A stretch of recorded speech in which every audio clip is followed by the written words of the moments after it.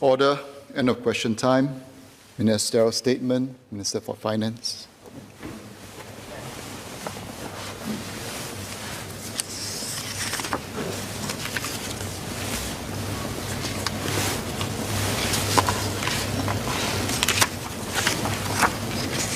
Mr. Speaker, sir, it has been a year and a half since the start of the COVID-19 outbreak, and when the pandemic first broke out, some even thought it might be all over after a year. Unfortunately, this scenario has not materialized. We are dealing with a very tricky virus, and each time you think you have it under control, it comes storming back. So we are continuing to see rolling waves of infections around the world, driven by new variants of the virus. Late last year, we had the Alpha variant, which was first detected in the UK and which was about 50% more transmissible than the original strain detected in Wuhan. Now we are dealing with the Delta variant. It is estimated to be 60% more transmissible than the Alpha variant. That means it's about 2.5 times more contagious than the original strain. And even countries which kept their borders tight, like China and Australia, are seeing outbreaks of new clusters linked to this variant. And so the Delta variant is fast becoming the world's dominant strain of SARS-CoV-2. It has spread throughout Asia and is now making its way to countries around the world. For example, members would have read reports of how new infections are surging across the African continent because of the Delta variant. Some countries that started relaxing their measures are also seeing new infections due to this strain.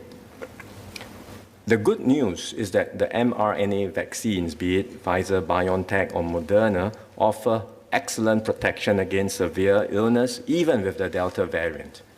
But in places where vaccination rates are not high enough, especially amongst the elderly population, the increase in infections may unfortunately lead to higher hospitalizations, ICU admissions, and eventually fatalities.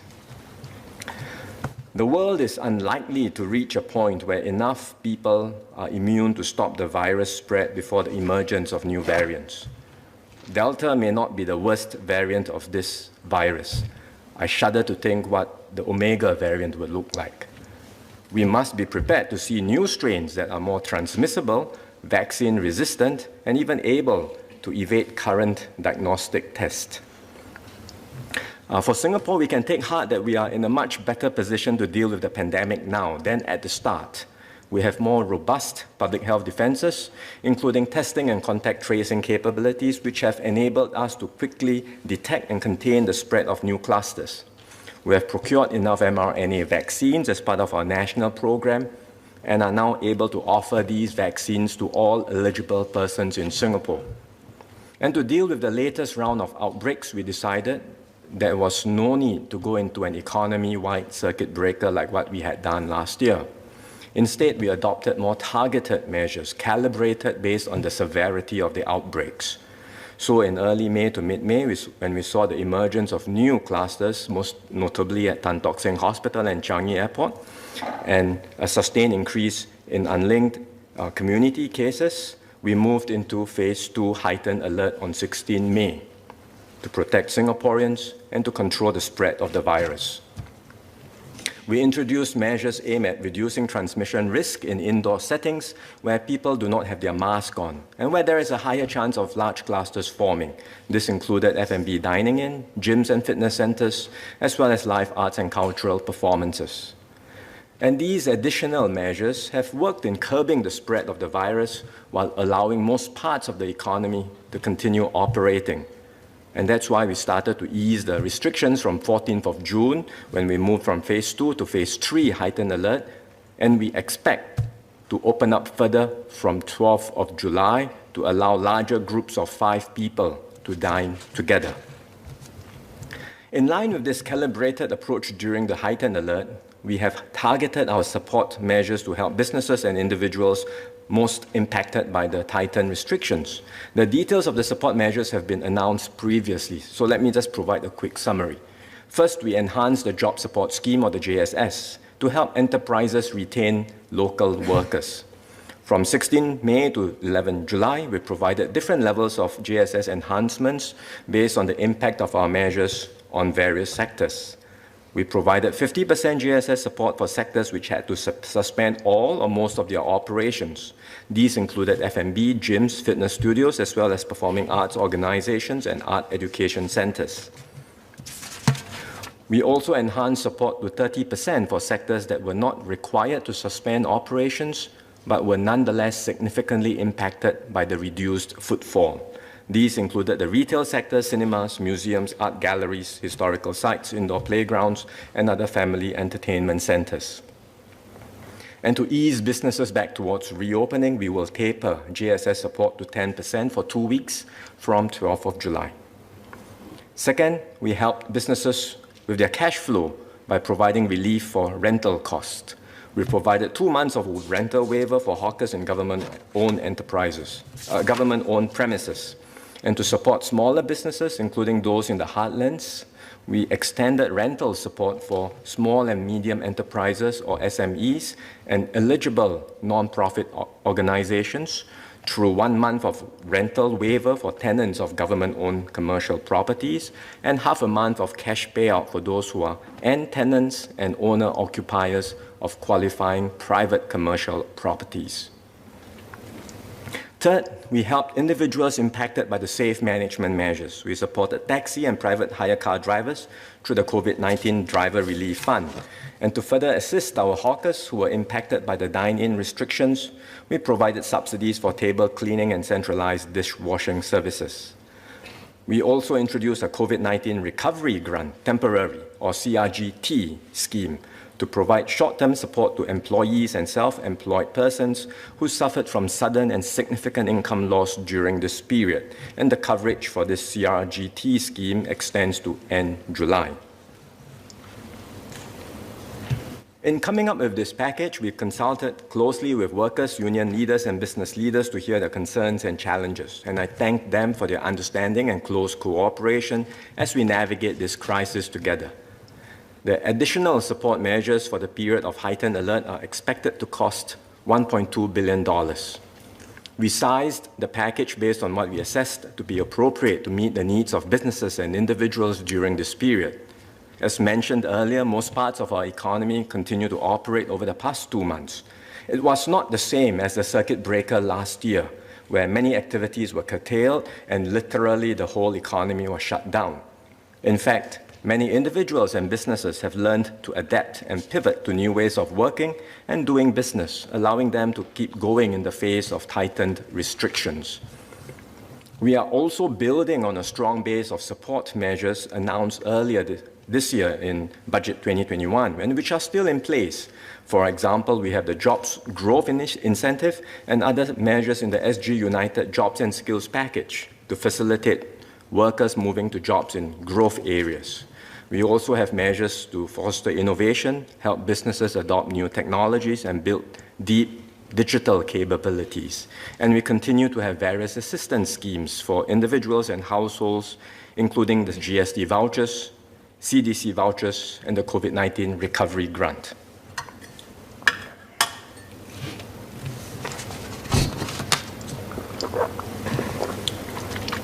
Mr. Speaker, under these circumstances, I do not believe there is a need to draw on our past reserves.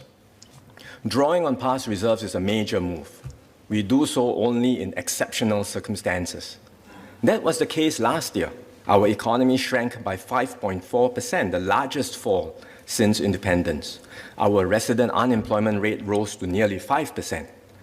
At the start of this financial year, because we were starting out on a new term, we had to draw on past reserves again to finance the continuing COVID-related measures in the budget. We are not in the same situation this time. Our economy is recovering. Our employment situation is steadily improving. On the COVID-19 front, we have improved testing and tracing capabilities, and we can now control the infection with more targeted restrictions. We have also made good progress in vaccination. Almost 40% of our population has been fully vaccinated, and we are going as fast as we can with nearly 80,000 doses being administered every day. Let me be clear, we will not hesitate to use a full measure of our fiscal firepower to protect the lives and livelihoods of Singaporeans. But we also need to be careful about the state of our public finances and ensure they are sustainable for the future. In many countries, COVID-19 has led to massive increases in debt levels, which have not been seen since the end of the Second World War. Not many people are paying attention to how all of this debt will be serviced. They may look affordable now, but will not be so once interest rates increase to more normal levels.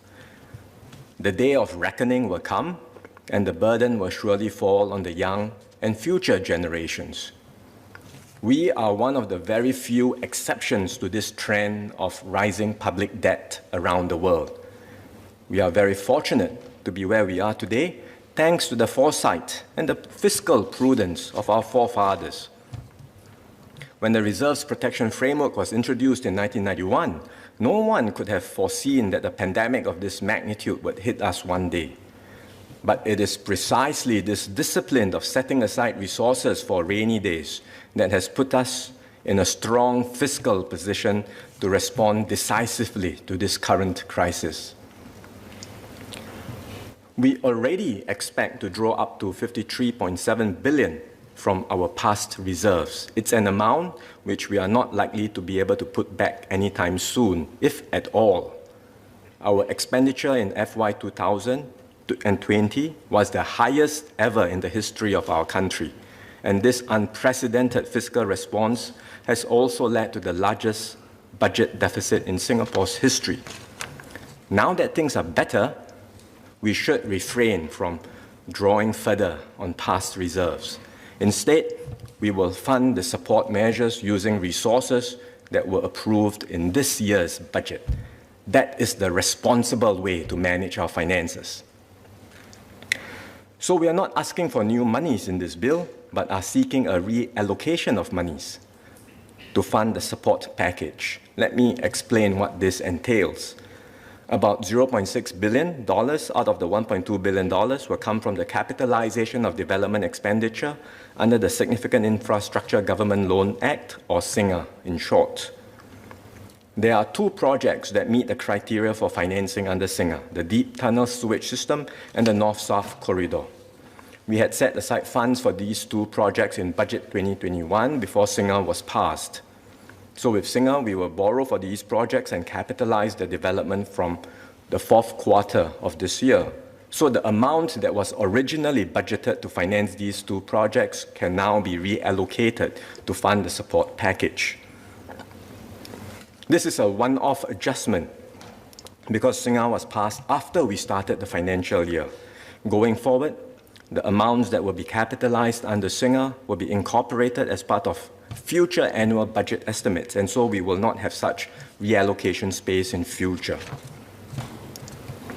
The remaining $0.6 billion will be reallocated from underutilization of development expenditure, mainly due to delays in projects arising from COVID-19.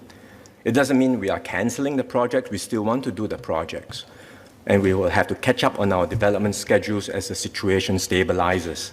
So the delayed expenditure will still need to be incurred in future financial years. But in the meantime, there is some fiscal space for reallocation. And that's why I'm introducing this supplementary supply bill to effect the total reallocation of $1.2 billion to fund the support package.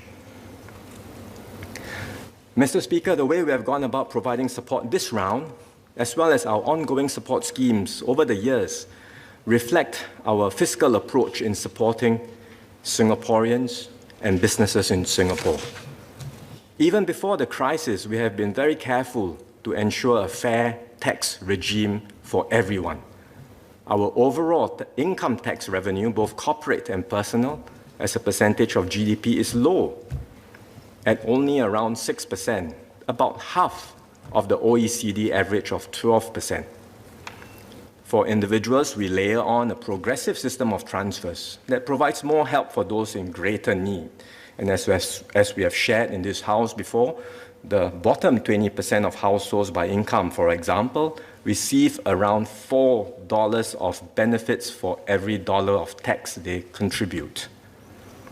We also have a competitive tax regime for companies, particularly our small and medium enterprises, as they are the backbone of our economy. While there is a global movement to change corporate tax rules, which we discussed at length just now, these changes are only applicable to a select group of global companies and not to smaller enterprises. So our SMEs in Singapore can continue to enjoy low taxes. And let me share some numbers. Our SMEs, or those with turnover of up to $100 million, they comprise more than 95% of active companies in Singapore, 95%. But they contribute less than a third of our corporate income tax revenue, 95% versus one-third. In fact, more than 50% of such companies do not pay any corporate tax at all. Besides taxes, we recognize that SMEs are concerned with business costs like rental, labor, and utilities. We do not directly offset such costs in normal times, but instead provide a wide range of schemes to help them improve productivity and build new capabilities. So from 2015 to 2019, before COVID-19, about 70% of government grant disbursements went to SMEs. During times of crisis, we recognize that lower income households and SMEs face bigger challenges, and that is why we have designed our interventions to benefit them the most. In particular, our COVID-19 support packages provide more help for SMEs. For example, about two-thirds of the $26.7 billion of JSS paid out to date went to SMEs. About 90% of the benefits from the corporate income tax rebate in the year of assessment 2020 went to SMEs. For many SMEs, access to credit is a critical lifeline to tide them through this crisis. And that's why we have supported over $22 billion worth of loans to over 25,000 enterprises through Enterprise Singapore's financing schemes since the start of 2020. 99% of the recipients were SMEs. While economic conditions have improved, such access to credit remains critical to our SMEs. Therefore, I will extend the temporary bridging loan program and the enhanced enterprise financing scheme trade loan for an additional 6 months from 1st October 2021 to 31st March 2022. The parameters for both schemes remain unchanged, including the government risk share of 70%. The Monetary Authority of Singapore, MAS, will also extend the MAS Singapore dollar facility for Enterprise Singapore loans accordingly. I encourage businesses to make use of this extension and other available schemes to ready themselves for the new normal. Many of our SMEs have already seized the opportunity to build new capabilities and future-proof their businesses. Take the example of Slick, which started out in 2014 as a humble neighborhood bistro in Siglap. In 2017, even before the pandemic, Slick pivoted to online ordering to reach more customers by taking up the Productivity Solutions grant. These investments paid off during the circuit breaker last year. Since then, Slick has doubled down on their efforts to go digital. They took up the Enterprise Development Grant to develop a virtual brand for new revenue streams, tapped on the Food Delivery Booster package, and they recently also expanded their social media marketing. And they are now well positioned for growth opportunities during this period and beyond.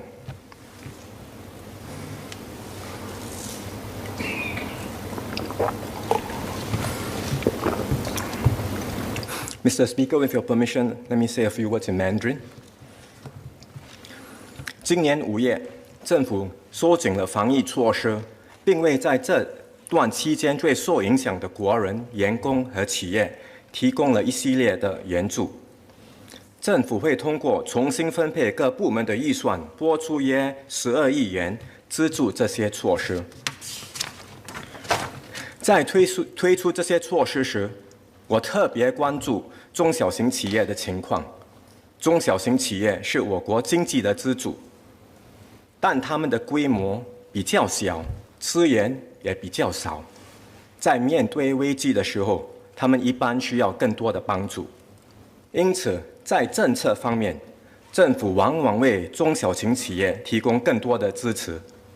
例如，中小型企业的税务负担很低，在新加坡，他们当中有超过一半不需要缴付公司税。此外，本地虽然有超过95%的公司都是中小型企业，但他们所支付的公司税只占公司税总税收的不到1/3。在雇佣补贴方面，政府目前一共发放了超过267亿元的补贴，中小型企业就获得了其中的2/3。从2020年初到现在，新加坡企业发展局的融资计划一共为25000多家企业提供了超过220亿元的贷款，其中有99%是中小型企业。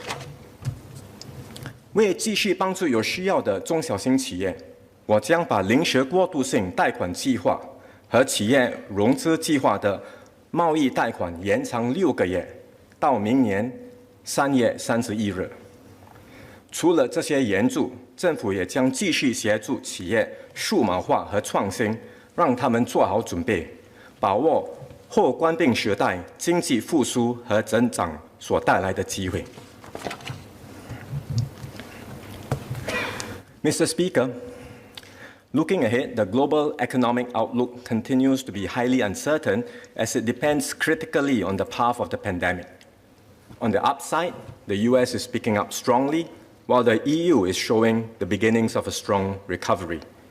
Faster than anticipated global vaccine rollout and effective pandemic containment could boost growth prospects. On the other hand, there are many downside risks, including the threat of new waves of infection, which could force a return to lockdowns in some jurisdictions and a slower timeline for the reopening of borders. As a small open economy, Singapore's outlook depends crucially on these external developments. The uncertainty surrounding our economic outlook is therefore larger than usual. Nevertheless, barring unforeseen circumstances, we continue to expect GDP growth of at least 4 to 6% this year. But the recovery will be uneven across sectors. The outward-oriented sectors, which account for about 70% of our economy, are projected to benefit from the pickup in external demand. The construction, marine, and offshore engineering sectors are not short of projects, but they face a severe manpower crunch due to the COVID-19 restrictions. We have provided foreign worker levy rebates to cushion the impact and other support measures to help these companies adapt and resume work safely. But these cannot make up for the shortfall of workers. So as we reopen our borders and allow more workers to come in, we expect the outlook for these industries to improve. Likewise, domestic consumer-facing sectors like retail and F&B can expect to recover as we progressively ease our restrictions and allow larger groups to gather. But the recovery will be more gradual in some of the hard-hit sectors like aviation and the tourism-related industries, because it will take a longer time for international air travel volumes to return to pre-COVID levels. So there might be some consolidation in these industries, and we will do our part. We, as in the government, will do our part to reskill the affected workers and help them transition to other growing sectors that need manpower. At the same time, we will continue to provide targeted support for these industries to preserve their core capability and to position them for recovery, which will come when travel restrictions are eventually lifted. For fiscal year 2021, our budget position remains expansionary. We expect an overall deficit of $11 billion or 2.2% of GDP, similar to what was previously announced at Budget 2021. One important part of the recovery process is the reopening of our borders. This is not just about GDP growth, if it is in fact an existential issue for Singapore, because we survive and thrive on our ability to connect businesses and people to the region and the world. There has been feedback from the business and investment community that Singapore might lose out to other hubs that are moving more aggressively to reopen their borders. We understand these concerns, but we are also very mindful that if we were to reopen prematurely before we reach high enough vaccination levels, we could end up with another wave of infections and worse, a surge in hospitalization and ICU cases. So our priority is to speed up vaccinations, and we have the ability to reach a very high level of vaccination coverage over the next 1 or 2 months. This will enable us to progressively reopen and reconnect with the world.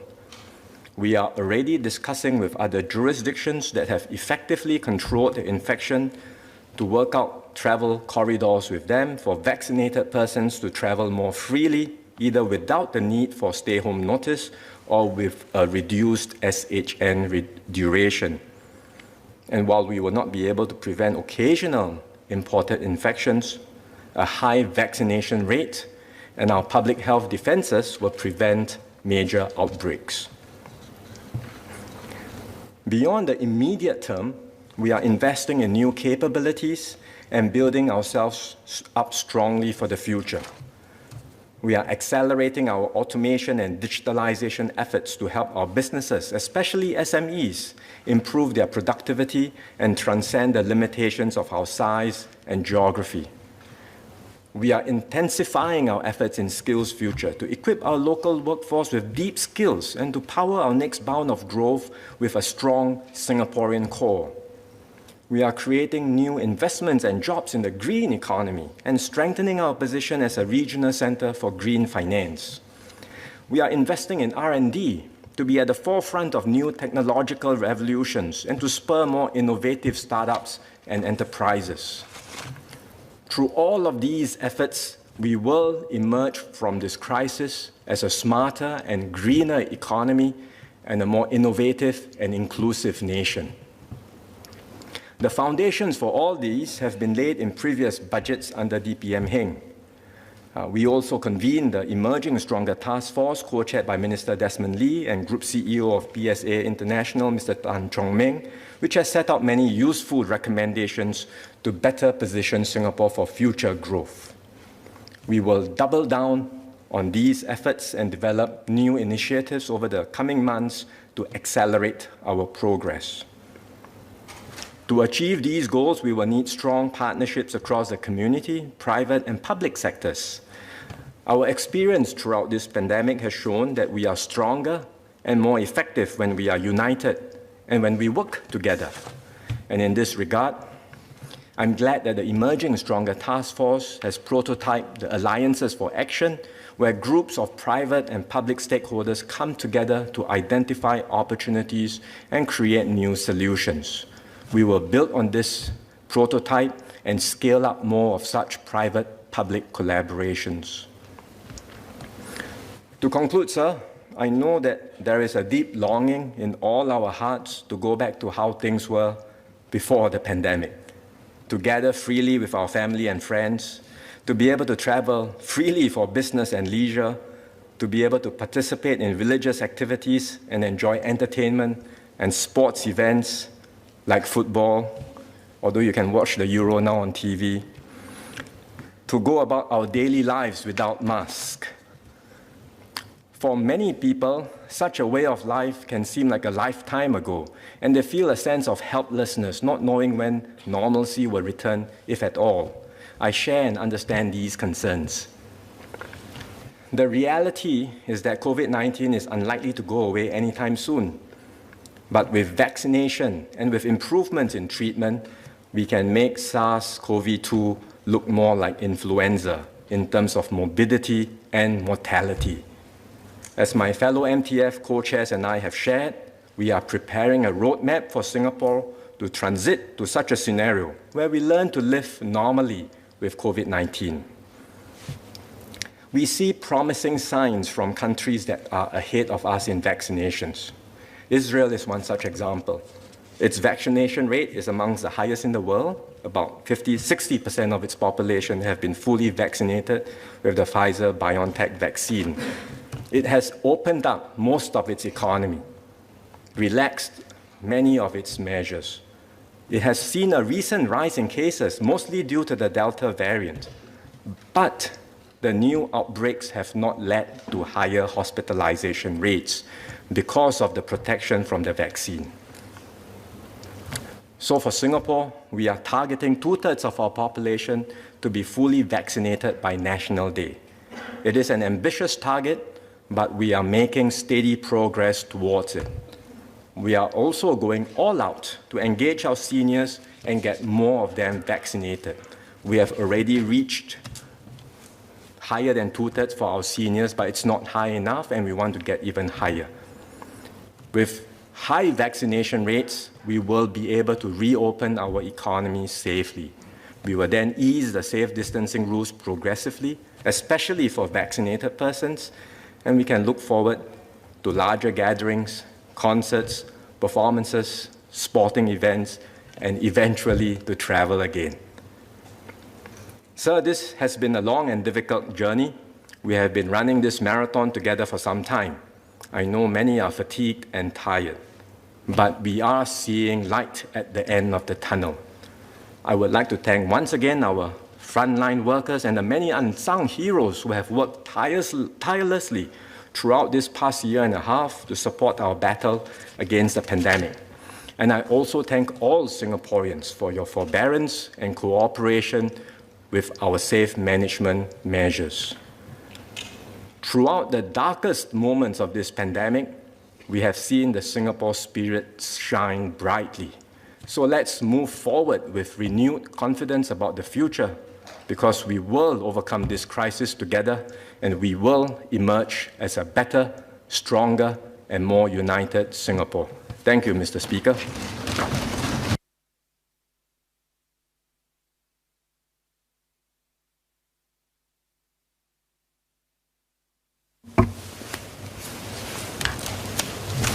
Mr. Speaker, pursuant to Standing Order number 44, I beg to move that the ministerial statement made by me be considered by Parliament. The question is that the ministerial statement made by the Minister for Finance on support measures for Phase 2, heightened alert, and Phase 3, heightened alert, be considered by Parliament. Minister for Finance. Mr. Speaker, to give members some time to consider my statement, I would like to adjourn the debate. The question is that the debate be now adjourned. As many as of the opinion say aye. Aye. To the contrary, say no. I think the ayes have it. The ayes have it. Resumption of debate, what day? Monday, 26 July 2021, sir. So be it.